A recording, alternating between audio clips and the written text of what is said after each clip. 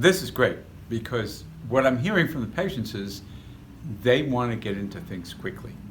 They're busy, kids at home, work going on, and they're going to slip from the work activity into something where they're going to take a break.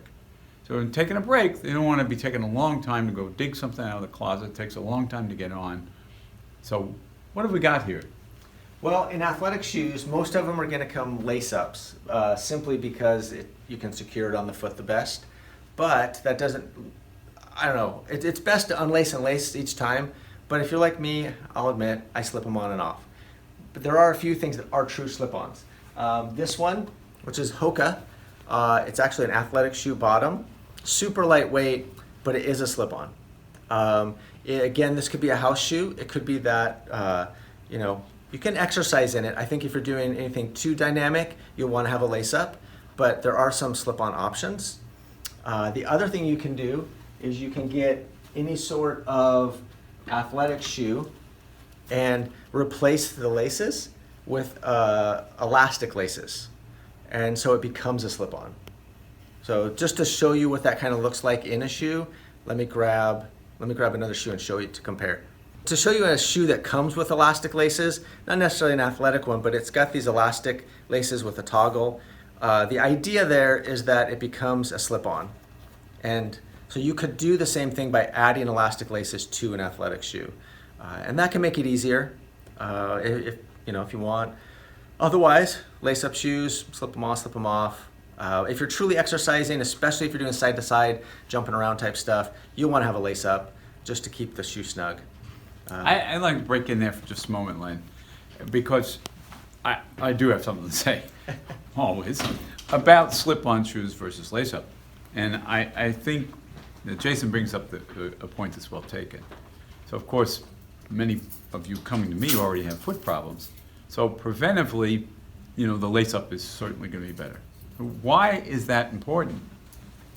Well, I think you have to realize, we talk about shoe support and foot support and the sole of the shoe and the arch in the shoe and the rocker front, like Hoka here, and that's great. But there is a definitive support from the upper part of the shoe. And it's both the lacing in terms of the cinching up and how that will then stabilize, as Jason was saying, the foot in the shoe. It's also in the material. So I said we want something to get on quickly. But if we're trying to distinguish between one shoe and another, the summer is here, so it's nice to have things that breathe and are cooler to wear. But if you're having trouble with stability, then you're going to go not only with the lacing, but firmer material in the upper will also stabilize that shoe, something more in a trail shoe than that. However, I appreciate the fact that we've got an alternative. If we need something to get on quickly and you don't want to do this kind of lacing, the quick lacing technique that he showed you in those other shoes is at least better than no lacing. You're definitely correct in the upper part of the shoe, because a lot of shoes have a great base to them, but if the upper is too sloppy and doesn't hold the foot, you're totally right. It doesn't have any benefit. A lot of shoes now, the newest technology is going to these woven fabrics rather than a lot of stitching. It's nice because it makes things lighter weight and less pressure points for bunions or anything like that. But you do have to make sure that, it holds you well.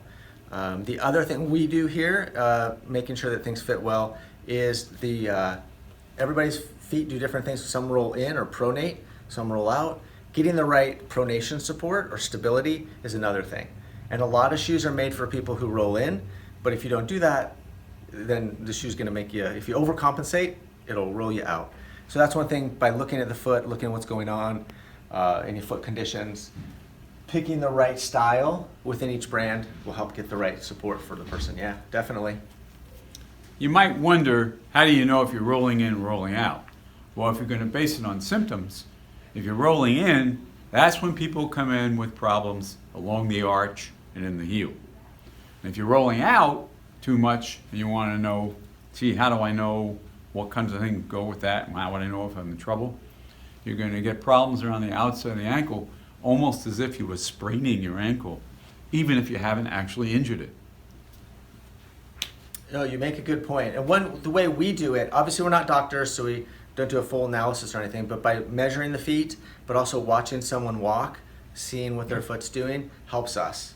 Plus you add in orthotic, like if you've made a custom orthotic for somebody, we have to factor that into the shoe and the fit. And then, trying the shoe out. Sometimes you watch somebody walking, you can see what the shoe's doing. I can highlight a few different aspects of the shoes, or, there's a lot to athletic shoes, so there's a lot to know. And the main thing is, when friends ask about like what's the best brand, it's more about what's the best style in each brand. Because a good quality brand's gonna have a good shoe, and they all make kind of competitors to each other. So it's about finding the right shoe for your foot. That's what'll make the difference. So in summary, we're home more, and yet we're exercising more. We have needs in the house, and we want to get out of the house. Absolutely correct. And Jason, I greatly appreciate you coming in here and helping people know what they can do so they can get out of the regular shoes, be home, be a little footloose and fancy free, but protect those feet. Definitely, yeah. No, I'm glad we can do that. That's what we do, and it makes a difference so everybody can stay healthy.